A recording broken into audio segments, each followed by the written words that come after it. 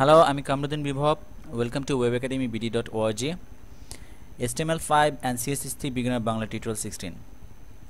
So আমি এই টিউটোরিয়ালে আমি আপনাদের দেখাবো কিভাবে একটি CSS বক্স তৈরি করতে হয়, দেন পাডিং, মার্জিন, দেন বর্ডার সম্পর্কে আমি আপনাদের ধারণা দিব. সো আমি নোটপ্যাডে চলে যাই এখন. ওকে, আমি একটি H3 ট্যাগ নিই নোটপ্যাডে. H3, this is CSS box model. Okay, then close. Okay, run করে দেখি. Okay, this is CSS box model. So আমি আপনাদের যেটা দেখাতে চাচ্ছি এখন, এর আগের বার আমরা কি করেছিলাম? এর আগের বার ঠিক সেই সিস্টেমটিতে আমরা CSSটি করি সিম্পলি. এটি ব্যাকগ্রাউন্ড কালার নিয়ে আমি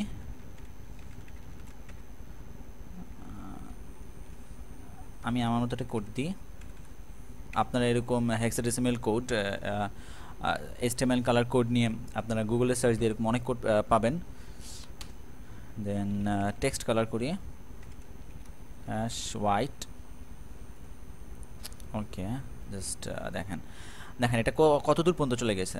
সো আমি চাচ্ছি যে এটাকে একটা বক্স করতে. সো আমরা পাডিং সম্পর্কে আমি আপনাদেরকে এখানে দেখা, আমি একটু পরে আমি আপনাদেরকে বিস্তারিত বুঝাবো পাডিং. তো পাডিং দিই, আমি দিলাম 20 পিক্সেল. ওকে, পাডিং 20 পিক্সেল. দেখেন পাডিং দেওয়াতে বক্সটা আরও বড় হয়ে গেছে. ওকে, আমি এরকম দুটো বক্স নিই. Box model 2. ওকে, দেখেন. ওকে, এখন আমি দেখেন এখানে আগে একটি পিকচার রেখে দিয়েছি, যেটাকে কমেন্টস দিয়ে রেখেছি. এখন আমি এটা খুলে দিই, আমি আপনাদেরকে ডিটেলসটি বুঝাই.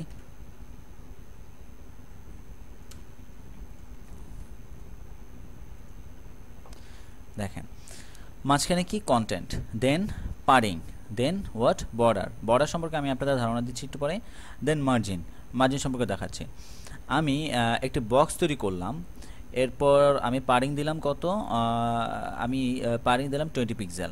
ওকে, পাডিং 20 পিক্সেল দেওয়ার পরে দেখছেন আপনারা বক্সটি বড় হয়ে গেছে, আর এই টেক্সটিও এখান থেকে এখানে সরে এসেছে. পাডিং মানে কোনো বক্সের ভিতর থেকে স্পেসটা ছাড়া আপনি কন্টেন্টের পাশে, এই কন্টেন্টটির পাশে স্পেসটা চলে যাবে 20 পিক্সেল উপর থেকে, ডান পাশ থেকে, left and bottom, top, left, right and bottom, এই চারোদিক থেকে আমরা পাডিং 20 প্রায় কত 80 পিক্সেল, 20 প্লাস 20 এরকম চারোদিকেই ছড়িয়ে গেছে. অ্যান্ড দেন মার্জিন সম্পর্কে দেখেন, আমি CSS মার্জিন করি, সেম একই দিই, মার্জিন 20 পিক্সেল. ওকে, দেখেন কমে গেছে. মার্জিন মানে আপনার পাডিং যেমন একটি টেক্সটের চারপাশ থেকে 20 পিক্সেল ছেড়ে দিল, মার্জিন এই পুরো বক্সটির চারপাশ থেকে 20 পিক্সেল ছেড়ে দিবে. এরপর আপনি যত মার্জিন দিতে পারেন, ধরেন 50 দিয়ে আমি, তাহলে চারপাশ থেকে 50, এই বাইরে থেকে 50 বাইরে থেকে 50 করে চলে যাবে. দেখেন এই দুটো বক্সের মধ্যে একটা স্পেস পড়ে গেছে, 50 করে চলে যেতেছে. That's it. সো আমরা পাডিং মার্জিন সম্পর্কে একটা বেসিক ধারণা নিলাম. এখন আমি দেখাই, এই আমি পাডিং লেখে যখন 20 পিক্সেল দিব, তখন আমার চারপাশ থেকে top, left, right and bottom থেকে padding. So top, left, right and bottom চারপাশে 20 পিক্সেল হয়ে গেছে. সো আমি এখন চাচ্ছি শুধু টপে. সো আমি চারটি কাজ করে দেখি আমি আপনাদেরকে. পাডিং টপের জন্য 20 পিক্সেল. সো পাডিং টপ, শুধু চারপাশে কোনো দিকে হবে না, শুধু টপেই হবে. দেখেন টপ থেকে 20 পিক্সেল নেমে গেছে, না লেফটে আছে, না বটমে আছে, না রাইটে আছে, টপ থেকে 20 পিক্সেল নেমে গেছে. তো আমি আবার লেফটেও করি, পাডিং লেফট 20 পিক্সেল. লেফট থেকে 20 পিক্সেল সরে গেল. এবার রাইটে, এই যে এসটি রাইট, দেন বটম.